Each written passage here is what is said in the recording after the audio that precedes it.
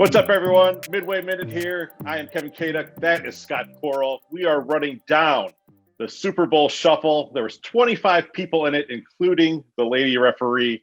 And on Midway Minute, the newsletter version, I ranked them from 25 all the way down to 1.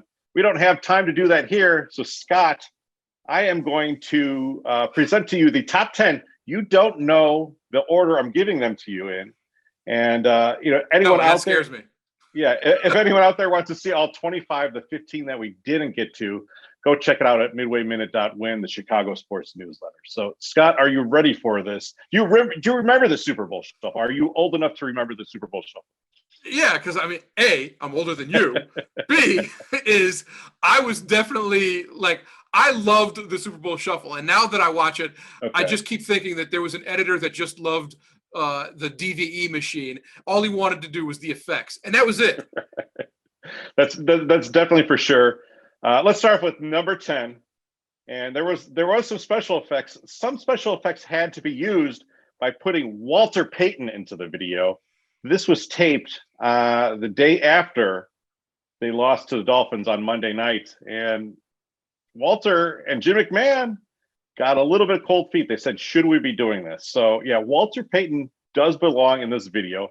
He's got a great verse, and he does well, but you still got to show up, Walter, right?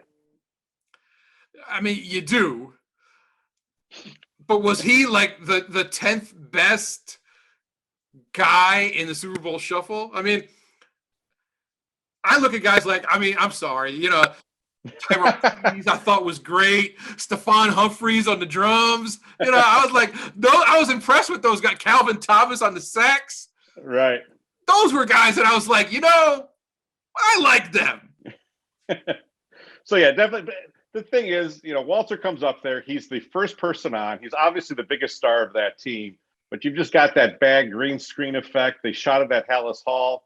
And I don't know, it doesn't completely work for me, but yeah, obviously he did a great job. Number 9, I'm going with Jimmy Mack because I think Jim McMahon had a slightly better verse and he does well. And I don't think the shuffle would have been complete without Walter Payton and Jim McMahon.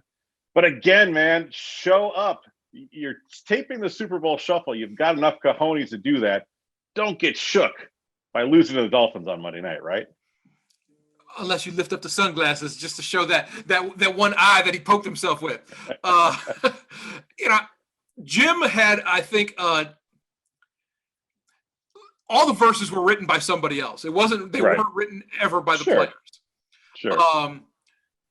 The guy Jim had a great verse, but even ahead of Walter, I don't know, man. Yeah.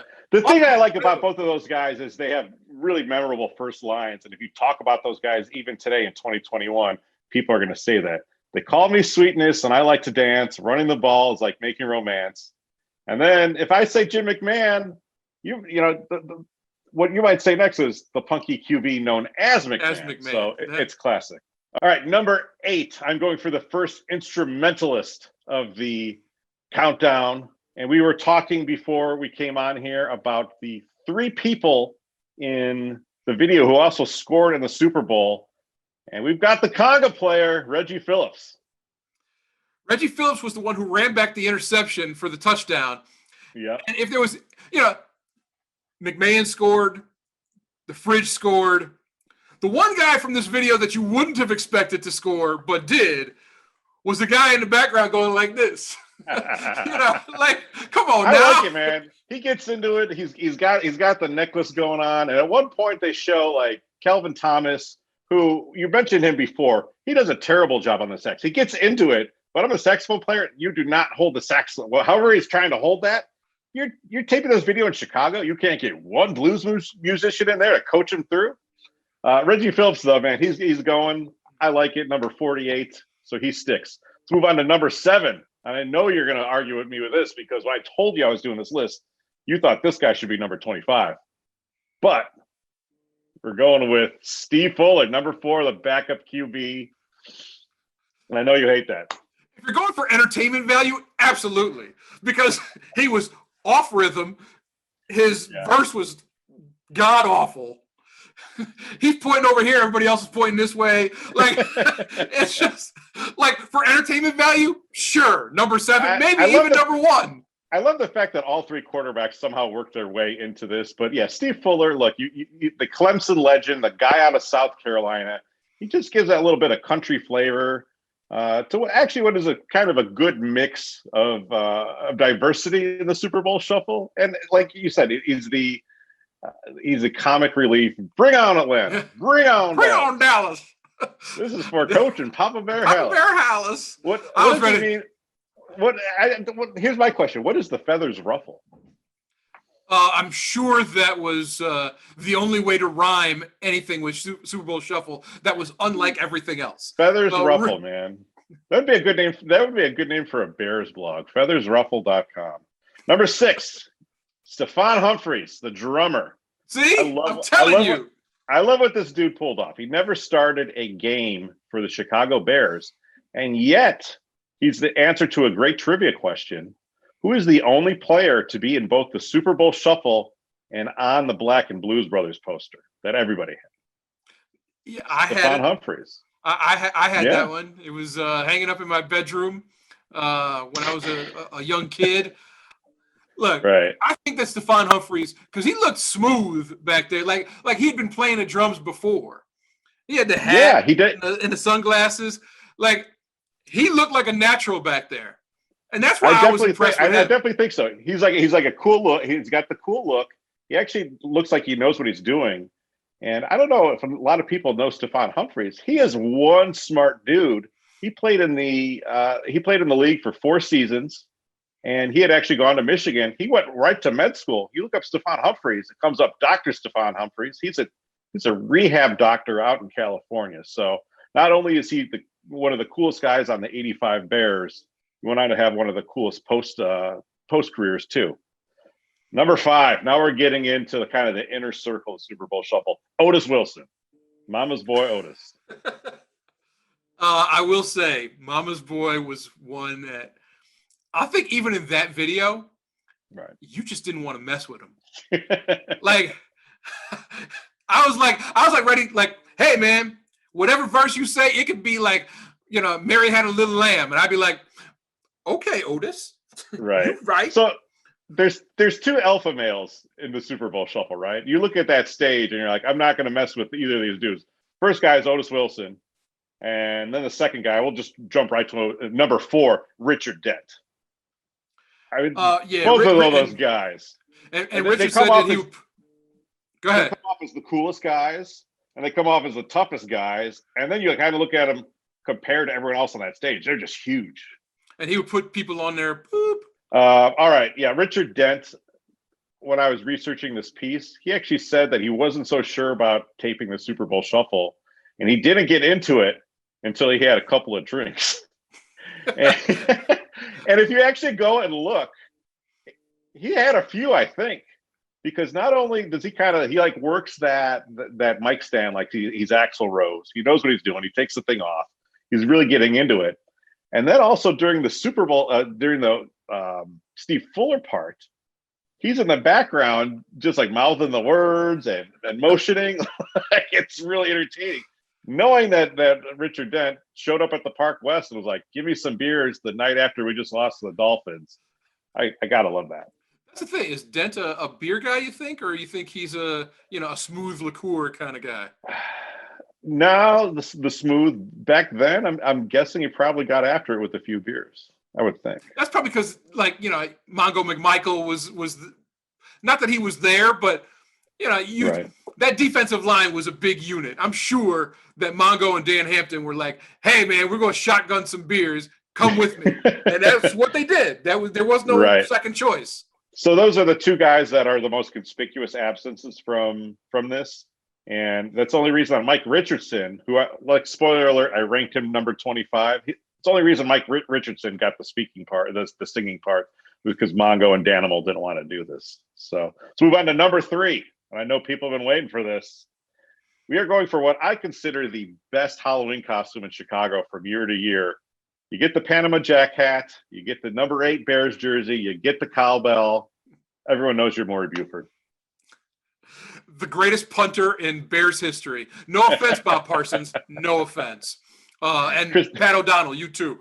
But Maury, he was the coolest. Period. Yeah. Are we just going to turn this into a punter mention? Because I'm going to throw out Chris Gardocki for whatever. Maury Buford, though, man, it's dude just back there. Before Will Ferrell did the SNL skit, he was the preeminent cowbell player in, probably music history. And I really enjoyed everything that he brought to it. Number 2, Samurai Mike, knocks him cold, part of the defense, big and bold. Mike Singletary. The only guy in the whole thing that really didn't dance during his verse. He did not. He just stood there, just stiff as a board. Right. Big and bold. That was it.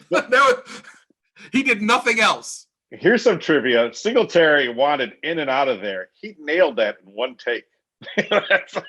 He is the only person that needed one take to get off his line. And, I just like him because I really feel like he sets that. The shuffle was a thing. It was goofy, but it was also kind of serious. And I feel like Singletary comes in there. And he's like, all right, this is serious. We're really going to win the Super Bowl. And I'm really going to take the shuffle seriously. And he just nails it. I love everything that Samurai Mike brings to it. Number 1. I don't know if you're going to guess this. I think you're probably going to guess this. Okay. William the Refrigerator Perry.